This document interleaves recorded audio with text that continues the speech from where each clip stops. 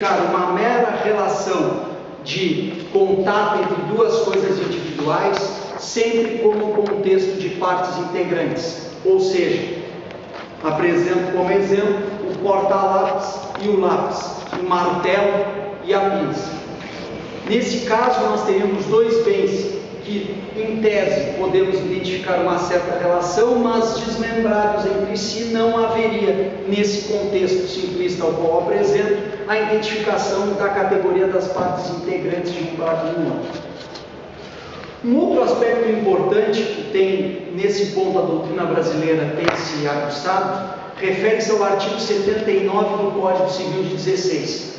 Este artigo impunha como requisito para a caracterização da aderência de algo ao solo, ou seja, do bem principal ao solo, e tornando-se, havendo-se assim uma acessão e a identificação deste bem como uma parte integrante, o requisito de permanência.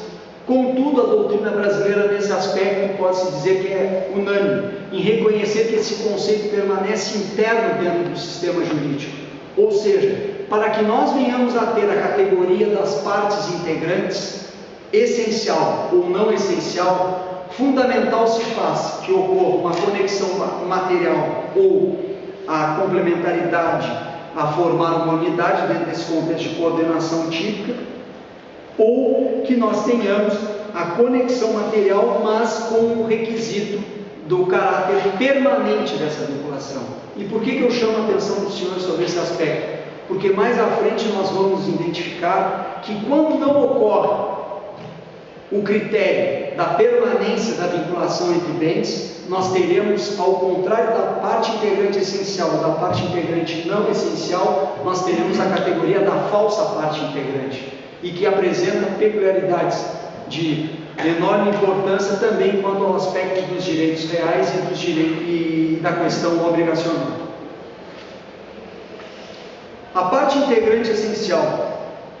A parte integrante será essencial dentro desse critério econômico e baseado e naturalístico, também arrimado nos usos do tráfico. A parte integrante é essencial quando sua separação importar em destruição ou grande diminuição de seu valor ou das outras partes a compor a unidade. Visa-se com o conceito e a proteção econômica da conexão entre as coisas. Então, dentro desse critério já apresentado, quando nós teremos a identificação das partes integrantes essenciais?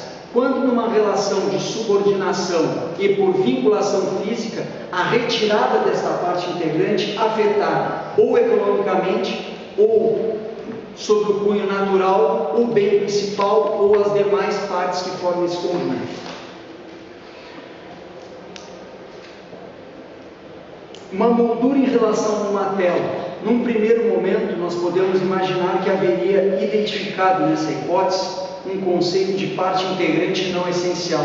Mas dependendo do valor que esta moldura apresenta em relação à tela e da sua dificuldade no tráfego de se conseguir outra igual, nós podemos identificar este fato como uma hipótese da relação entre elas haver a identificação desta moldura como uma parte integrante. Um outro ponto que aqui eu já deixei entre linhas seria o fato de ser insubstituível certa unidade na parte integrante. Aí eu realizei o seguinte exemplo que é apresentado em sala de aula, um carro do início do século XX, ao qual os seus aros ou o seu pneumático são de difícil reconstituição, então por isso nós não poderíamos identificar esse conjunto em si como partes integrantes não essenciais dentro dessa estrutura. Um outro ponto que a doutrina chama a atenção, e aí o Pontes de Miranda é bem claro, esse aspecto baseado na doutrina alemã, vem dizer a respeito do plano de construção de um edifício. Em determinadas hipóteses, nós poderíamos identificar certos bens justapostos em uma determinada estrutura física como bens que apresentariam o caráter de partes integrantes não essenciais ou até mesmo de pertenças. Contudo, dentro do plano de construção que esse edifício veio a apresentar, determinados bens que não estejam em conexão física ou que estejam, mas possam apresentar ou possam ser retirados sem que cause dano à coisa principal, podem vir a ser identificados como partes integrantes essenciais.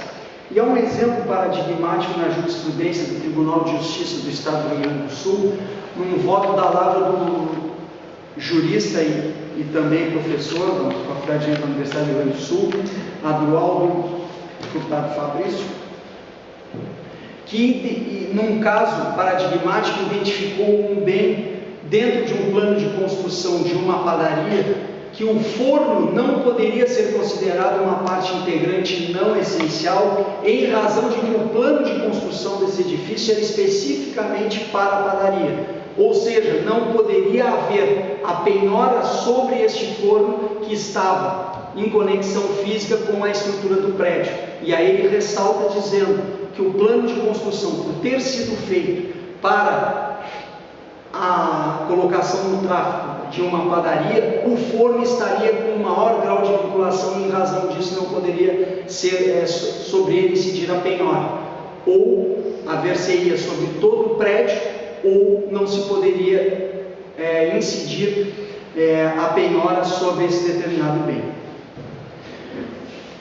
Aproveitando já esta deixa, chama atenção para um detalhe: não pode ser objeto de direito real em separado. E por que isso? Em razão do alto grau de vinculação que há entre a parte integrante essencial e a parte principal, nós não podemos ter direitos de cunho obrigacional ou direitos de cunho real sobre a parte integrante, que embora identificada e possa vir a ser observada dentro do seu contexto, em razão de que, do princípio famoso lançado, propalado na Universidade Nacional do Rio de Janeiro pelo saudoso professor Santiago Dantas, o princípio da gravitação jurídica, que no direito brasileiro pode-se afirmar que foi ele o grande difusor desse princípio.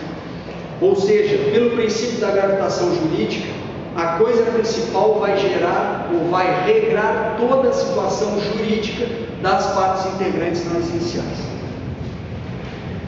Aqui, aproveitando esse